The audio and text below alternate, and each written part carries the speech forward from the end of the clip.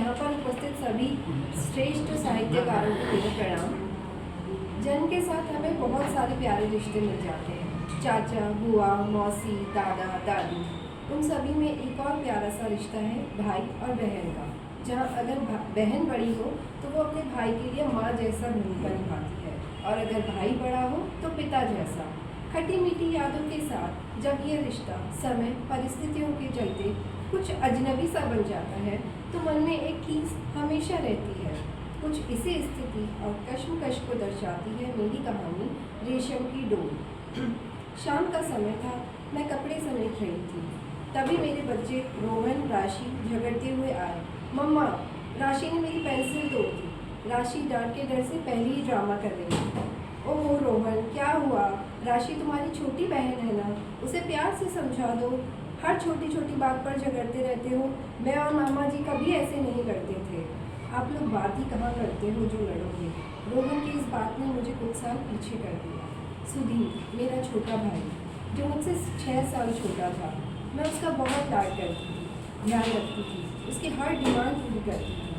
पापा के सामने उसकी ढाल बन जाती थी, अपनी पॉकेट मनी में से भी उसको हिस्सा देती थी। बहुत प्यार था हम दोनों में। हर राखी पर मैं उसे गिफ्ट देती थी। वो हमेशा मुझे कोई अच्छी सी किताब देता था, क्योंकि मुझे पढ़ने का बहुत शौक था। राखी का टीका करते वक्त कभी आंखें चढ़ाता, कभी गर्दन हिलाता, बहुत नखरे करता। मैं भी गुस्से में बोलती, जा, नहीं बांधती तुझे राखी। वो भी कह देता, मुझे भी नहीं बनवानी। लेकिन दूसरे ही पल हंसते हुए राखी का त्यौहार मनाते।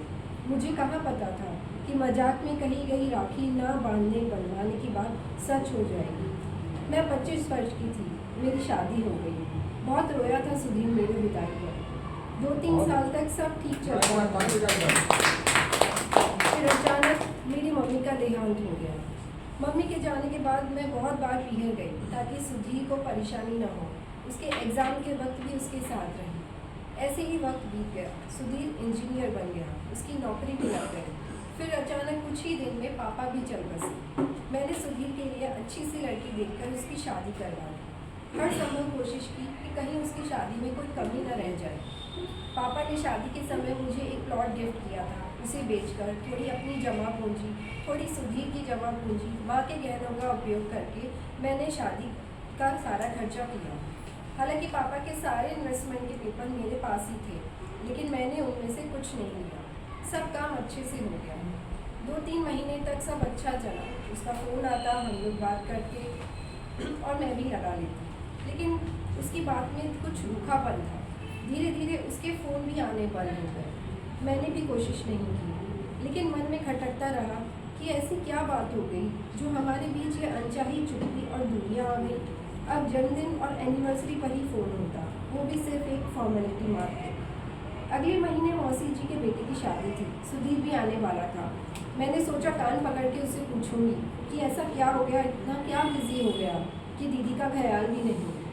मुझे क्या पता था सुधीर अपने मन में कुछ बात लिए बैठा था।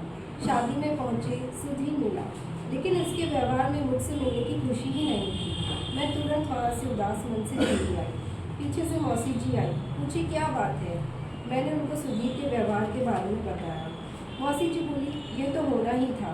सुधीर की शादी में तीसरे दिन तेरी बुआ को मैंने सुधीर से कहते सुना था, तेरी बहन यानी कि मैं इतना बड़प्पन का नाटक कर रही है, तेरे पापा की सारी जायदाद दबा के बैठी है।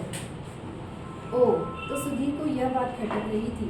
शादी से लौटते ही मैंने सारे पेपर्स निकाले, सब पूरे किए और सुधीर को पोस्ट कर दिए। 2 दिन बाद सुधीर का फ़ोन आया, जो मेरे बेटे रोहन ने उठाया।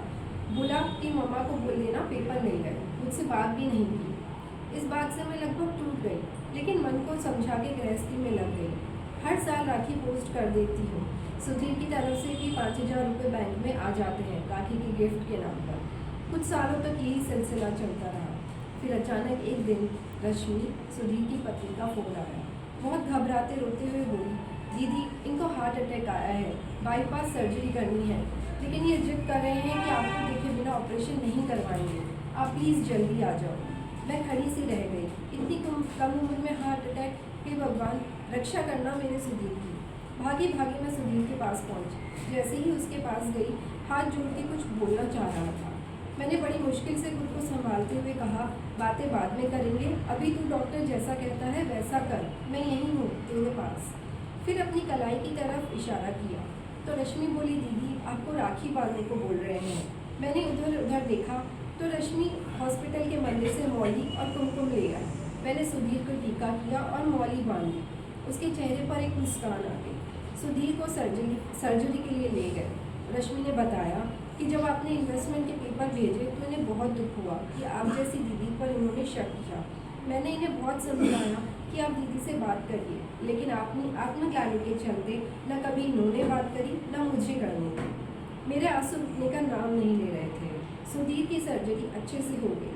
3 दिन बाद जब थोड़ी तबीयत संभली तो हाथ जोड़ के बोला, अपने इस नादान भाई को माफ़ करोगी दीदी?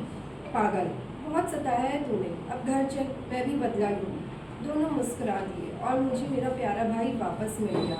रेशम की डोर ने हमें जोड़े रखा।